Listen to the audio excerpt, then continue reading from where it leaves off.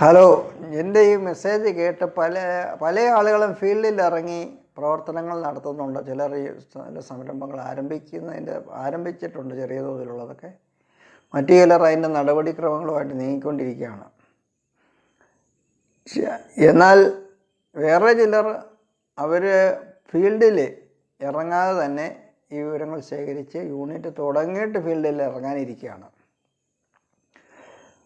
ഒരു കാര്യം ഞാൻ ഓർപ്പിക്കുകയാണ്, നിങ്ങളുടെ റോ മെറ്റീരിയൽ എവിടെ നിന്ന് കിട്ടും, ആര് തരും, എന്ത് വിലയ്ക്ക് തരും, അതുപോലെ നിങ്ങളുടെ പ്രോഡക്റ്റ് ആരെടുക്കും, എന്ത് വിലയ്ക്ക് എടുക്കും, ഈ കാര്യങ്ങൾ നേരിട്ട് ഫീൽഡിൽ ഇറങ്ങി നിങ്ങൾ അനുഭവത്തിൽ ബോധ്യപ്പെടാതെ നിങ്ങൾ യൂണിറ്റ് തുടങ്ങാനായിട്ട് ഇറങ്ങരുത്.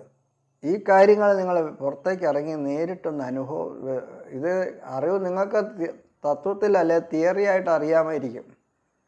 പക്ഷേ ആ തിയറി മാത്രം പോരാ, പ്രാക്ടിക്കലായിട്ട് നിങ്ങൾ വേദിയിൽ രംഗത്തിറങ്ങി ഒന്ന് അന്വേഷിച്ച് ബോധ്യപ്പെട്ടിട്ട് വേണം നിങ്ങൾ യൂണിറ്റ് സ്ഥാപിക്കുവാൻ എന്ന് പ്രത്യേകം ഓർപ്പിക്കുന്നു.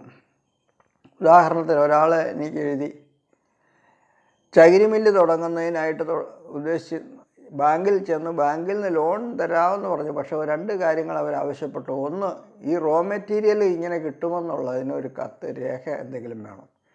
2, ഈ ചകിരി എടുക്കുന്ന ആളുടെ ഒരു കത്ത് വേണം. യഥാർത്ഥത്തിൽ അത് ഇദ്ദേഹത്തെ സഹായിക്കാൻ വേണ്ടിയാണ് അങ്ങനെ അവരാവശ്യപ്പെട്ടത്. ഇദ്ദേഹം അപ്പോൾ എന്നോട് പറഞ്ഞു, എനിക്ക് ഇതെങ്ങനെ കിട്ടും, ഈ കത്ത് ബാങ്കിന് കൊടുക്കുക എന്നുള്ളതാണ് അദ്ദേഹം ഉദ്ദേശിക്കുന്നത്. പക്ഷേ ബാങ്കിന് കത്ത് കൊടുക്കണമെങ്കിൽ ഇദ്ദേഹം ഫീൽഡിൽ ഇറങ്ങിയിട്ട് ഇതുവരെ ഒരു ചകിരി മില്ല് തുടങ്ങാനായിട്ട് ബാങ്ക് ലോണിന് വരെ ചെന്നു. അത് ഏകദേശം ധാരണയായി. പക്ഷേ റോ മെറ്റീരിയൽ എവിടെ നിന്ന് കിട്ടുമെന്ന് ചോദിച്ചപ്പോൾ അതിന് മറുപടി അദ്ദേഹത്തിനില്ല. പ്രോഡക്റ്റ് എവിടെ വിൽക്കുമെന്ന് ചോദിച്ചാൽ ഇന്നതാണെന്ന് കേട്ടുകേൾവിയുണ്ട്, പക്ഷേ അത് നേരിട്ട് അനുഭവമില്ല. അപ്പോൾ ഇതാണ് അവസ്ഥ. ഇങ്ങനെ ചുരുക്കം ചിലരുണ്ട്. അങ്ങനെയുള്ളവരോട് ഞാൻ പറയുന്നത്, നിങ്ങൾ നേരിട്ട് ഫീൽഡിൽ ഇറങ്ങിയത് റോ മെറ്റീരിയലിനെ സംബന്ധിച്ചും അതുപോലെ നിങ്ങളുടെ സെയിൽസിനെ സംബന്ധിച്ചും അതുപോലെ നിങ്ങൾ വാങ്ങുന്ന മെഷീനെ സംബന്ധിച്ചും ഒക്കെ വ്യക്തമായി ഉറപ്പ് വരുന്നത്. ഇത്രയേറെ പ്രാവശ്യം ഞാൻ ആവർത്തിച്ച് പറഞ്ഞിട്ടുള്ള കാര്യമാണ് മെഷീൻ്റെ ക്വാളിറ്റി ഉറപ്പ് വരുത്തണമെന്ന്. എന്നിട്ട് പോലും തുടങ്ങാനായിട്ടിരിക്കുന്ന ചിലരോട് ഞാൻ നേരിട്ട് ബന്ധപ്പെട്ടപ്പോഴാണ് അവരിതേ മെഷീൻ്റെ കപ്പാസിറ്റിയെക്കുറിച്ച് അവർക്കറിയില്ല. ചിലരെ സംബന്ധിച്ചിടത്തോളം സബ്സിഡി ആദ്യം കിട്ടും എന്നുള്ള ഒറ്റ കാര്യം മാത്രമാണ് അവർക്ക് ചിന്തിക്കുന്നത്. അതാദ്യം കിട്ടുമല്ലോ. അപ്പം ഇങ്ങനെയൊക്കെ ആണെങ്കിൽ ഒരു കാര്യം ഞാനിത് ആവർത്തിച്ച് പറയാൻ കാരണം, നിങ്ങൾക്ക് തുടങ്ങിയതിന് ശേഷം പിന്നെ കംപ്ലൈൻറ്റ് പറഞ്ഞിട്ട് പ്രയോജനമില്ല. അതുകൊണ്ട് ആവർത്തിച്ച് പറയുകയാണ്, തുടങ്ങുന്നതിന് മുമ്പ് പ്രാക്ടിക്കലായിട്ടുള്ള കാര്യങ്ങൾ നിങ്ങൾ നേരിട്ട് ബോധ്യപ്പെട്ട് വേണം, ഉറപ്പുവരുത്തി വേണം തുടങ്ങുവാനായിട്ട്. പിന്നെ മറ്റു ചിലരോട് പറയുകയാണ്, ആദ്യകാലങ്ങളിൽ എനിക്ക് മെസ്സേജ് അയക്കുകയും ഞാൻ അവർക്ക് വേണ്ട മറുപടികൾ പല പ്രാവശ്യം കൊടുക്കുകയും ചെയ്ത് ചിലരൊക്കെ പിന്നീട് വലിഞ്ഞ് അവരുടെ ആവശ്യം കഴിഞ്ഞു എന്നുള്ള രീതിയിൽ വലിഞ്ഞ് ഞങ്ങൾ എന്താണ് ചെയ്യുന്നതെന്നോ ഇപ്പോൾ എന്ത് ചെയ്തുകൊണ്ടിരിക്കുന്നുവെന്നോ ഒരു വിവരം അറിയിക്കാനുള്ള ഒരു സാമാന്യമായിട്ടൊരു ധാർമ്മിക ബോധം അവർക്കില്ല. എന്നാൽ ഇതൊന്നും പ്രത്യേകിച്ച് ഞാൻ ഒരു സഹായവും ഈ മെസ്സേജ് കൊടുക്കുന്നതല്ലാതെ വേറെ പ്രത്യേകിച്ചൊരു നേരിട്ട് പേഴ്സണലായ ഒരു ഉപദേശമൊന്നും കൊടുക്കാത്ത ചില ആളുകൾ എനിക്ക് രാവിലെയും വൈകുന്നേരവും എന്നെ ഗ്രീറ്റ് ചെയ്തുകൊണ്ട് കത്ത് സ്ഥിരമായിട്ട് മെസ്സേജ് അയക്കുന്ന ചുരുക്കം ചിലരെങ്കിലും ഉണ്ട്. നമുക്ക് ഞാൻ ഈ ഇതിലൂടെ തരുന്ന മെസ്സേജുകൾ എന്ന് പറയുന്നത് കൂടുതലൊരു ക്ലാസ്സിൽ ഒരു അധ്യാപകനും കുട്ടികളോട് ആത്മാർത്ഥതയുടെ പുറത്ത് പറയുന്ന ചില കാര്യങ്ങൾ പോലെയാണ്. നിങ്ങളെ ആ രീതിയിലാണ് ഞാൻ നിങ്ങളോട് പറയുന്നത്. അപ്പോൾ അതുകൊണ്ടാണ് എല്ലാ ദിവസവും തന്നെ ഞാൻ ഈ മെസ്സേജുകൾ ഓരോന്നായിട്ട് പറയുന്നത്. അപ്പോൾ ആ രീതിയിൽ നിങ്ങൾ സ്വീകരിച്ച് ഒരു ഗുരുവിൽ നിന്ന് ഇത് കേൾക്കുന്ന പോലെ സ്വീകരിച്ച് ആ ഒരു ബന്ധം പുലർത്തിയാൽ നിങ്ങൾക്ക് നല്ലതായിരിക്കും. കാര്യം എന്താണെന്ന് വെച്ചാൽ, നിങ്ങൾ തുടർന്നുള്ള ഏതൊരു സ്റ്റേജിലും അങ്ങനെ ഒരു നല്ലൊരു അപ്രോച്ച് ഉള്ളവരോട് തുടർന്നുള്ള അവരുടെ യൂണിറ്റ് തുടങ്ങുമ്പോഴും അതിന് എല്ലാ രീതിയിലുള്ള ഒരു പ്രോത്സാഹനവും അതിന് വേണ്ട മാർഗനിർദ്ദേശങ്ങളും നൽകുവാനായിട്ട് എനിക്കും ഒരു താല്പര്യമായിരിക്കും. അത് നിങ്ങൾ പ്രത്യേകം ശ്രദ്ധിക്കുക. അപ്പോൾ അങ്ങനെ ഒരു ബന്ധം ഒരു മെസ്സേജിലൂടെയെങ്കിലും ഞങ്ങൾ ഇന്ന സ്ഥാപനം തുടങ്ങി, അല്ലെ ഇന്നത് തുടങ്ങാൻ പോകുന്നു, ഇപ്പോൾ എനിക്ക് ഇത് കിട്ടി, ഇങ്ങനെ ഒരു കാര്യങ്ങൾ ഒന്ന് അറിയിക്കാനായിട്ടുള്ള ഒരു സാമാന്യ മര്യാദ ഉള്ളത് നല്ലതാണ്.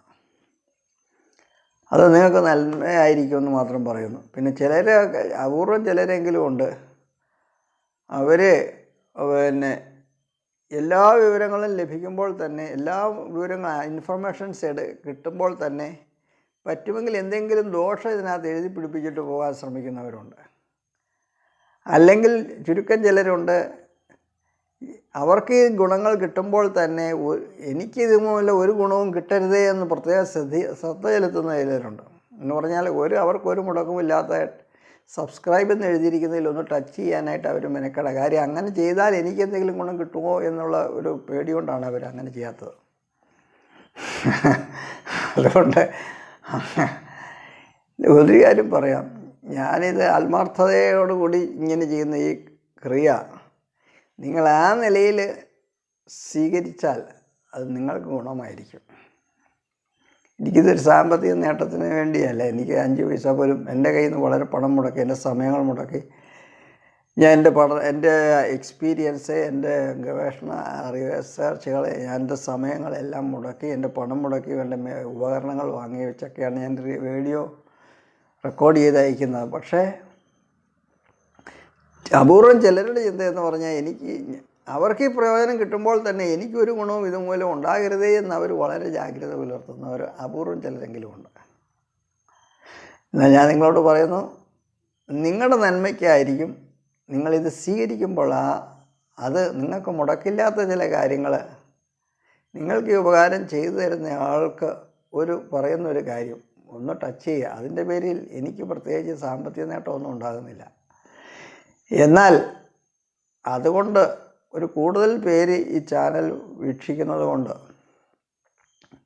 ഭാവിയിലേക്ക് ചില മെച്ചങ്ങൾ ഉണ്ടാകാൻ സാധ്യതയുണ്ട്. അതുകൊണ്ടാണ് നിങ്ങളോടൊന്ന് സബ്സ്ക്രൈബ് ചെയ്യുവാനായിട്ട് പറയുന്നത്. അപ്പോൾ അതുകൊണ്ട് അത് ശ്രദ്ധിക്കുക. ഞാൻ ജോലിയുടെ തിരക്കുകൾ കാരണം ആണെങ്കിൽ പോലും ഞാൻ നിങ്ങൾക്ക് അയച്ച മെസ്സേജ് അയക്കുന്നവർക്കെല്ലാം ഞാൻ മറുപടി അയക്കാറുണ്ട്. അപൂർവം ആർക്കെങ്കിലും ഇതുവരെ മറുപടി കിട്ടിയിട്ടില്ലെങ്കിൽ ചിലപ്പോൾ എൻ്റെ ചില മെസ്സേജുകൾ ഫോൺ മാറിയപ്പോഴൊക്കെ ചില മെസ്സേജുകൾ ഗ്യാപ്പ് വന്നു പോയിട്ടുണ്ട്. അങ്ങനെ ആർക്കെങ്കിലും ഇതുവരെയും അങ്ങനെ ഏതെങ്കിലും കേസുകൾ വിട്ടുപോയിട്ടുണ്ടെങ്കിൽ അവരെനിക്ക് വീണ്ടും ഒരു മെസ്സേജ് അയച്ചാൽ മതി. അപ്പം ഞാൻ ചില തിരക്കുള്ള ദിവസങ്ങളിലാണ് ഞാൻ പുതിയ ചില വീഡിയോകൾ ഇടാനായിട്ട് പറ്റാതെ വരുന്നത്. എന്നാലും വരുന്ന നാളുകളിൽ വളരെ ചില ശക്തമായ നല്ല വീഡിയോകൾ, പ്രാക്ടിക്കലായിട്ടുള്ള വ്യവസായങ്ങളുടെ പ്രവർത്തനം ചിത്രീകരിച്ചുകൊണ്ട്, മാത്രമല്ല ഇപ്പോൾ ഈ സംരംഭത്തിനായിട്ട് തയ്യാറെടുത്തുകൊണ്ടിരിക്കുന്ന അവർക്ക് ഫോളോ അപ്പ് ആയിട്ട് അവർക്ക് വേണ്ട എല്ലാ ഹെൽപ്പുകളും എൻകറേജ്മെൻറ്റും കാര്യങ്ങളും ചെയ്യണമെന്ന് എനിക്ക് താല്പര്യമുണ്ട് പറ്റുന്നിടത്തോളം. അതുകൊണ്ട് നിങ്ങൾ ഒരു കമ്മ്യൂണിറ്റി ആയിട്ട്, ഒരു കുടുംബമായിട്ട് നിങ്ങൾ ഇതുമൂലം നിങ്ങൾക്ക് ഈ ഇൻഫർമേഷൻ കിട്ടി, ഇതുമൂലം നിങ്ങളൊരു സംരംഭം തുടങ്ങി നല്ല നിലയിൽ നിങ്ങളാകുന്നത് നേരിട്ട് കാണുവാനും ആ യൂണിറ്റിൽ തന്നെ വന്ന് കാണുവാനും ഒക്കെ കഴിയുന്ന എനിക്കൊരു ആത്മസംതൃപ്തിയാണ്. അപ്പം നിങ്ങളുടെ നില മെച്ചപ്പെടുന്നത് എനിക്ക് നേരിട്ട് കണ്ടറിയുവാനായിട്ട് ഭാവിയിൽ ഇടയാകട്ടെ എന്ന് ഞാൻ ആശംസിക്കുന്നു. അതിന് തക്കമുള്ളൊരു ബന്ധവും ഒരു റിലേഷൻഷിപ്പ്, ഒരു മെസ്സേജ് വിടുന്ന ഒരു ബന്ധമെങ്കിലും നിങ്ങൾ പുലർത്തുന്നത് നല്ലതായിരിക്കും. അതുകൊണ്ട് അങ്ങനെ ഉണ്ടാകട്ടെ. ഒരു നല്ല ബുദ്ധി നിങ്ങൾക്ക് ആ കാര്യത്തിൽ ഉണ്ടാകട്ടെ. അതിനായിട്ട് നല്ലൊരു ബന്ധം പുലർത്തിയാൽ അതുകൊണ്ട് നിങ്ങൾക്ക് ദോഷമില്ല, നന്മ തന്നെ വരും. അങ്ങനെ നിങ്ങളുടെ സംരംഭം ഏറ്റവും വിജയകരമായി തീരുവാനായിട്ട് ഇടയായിത്തീരും. ഒരിക്കാരണവശാലും നിങ്ങളൊരു അബദ്ധത്തിൽ ചാടാതെ ഇടയാകാതെ തുടങ്ങുന്ന കാൽവയ്പ്പുകൾ നല്ല ശരിയായ കാൽവയ്പ്പുകളായിരിക്കണം എന്നുള്ളതുകൊണ്ടാണ് ഞാൻ പല കാര്യങ്ങളും അതിൻ്റെ വിവിധ വശങ്ങളെക്കുറിച്ച് വീണ്ടും എടുത്ത് പറയുന്നത്. അതും പോരാത്തവർ നേരിട്ട് അവർ ചെയ്യുന്ന കാര്യങ്ങളിൽ സംശയമുണ്ടെങ്കിൽ എനിക്ക് മെസ്സേജ് അയയ്ക്കുക. ഞാൻ അവർക്ക് അതിന് വേണ്ട ഗൈഡൻസ് നൽകുന്നതായിരിക്കും. All the best.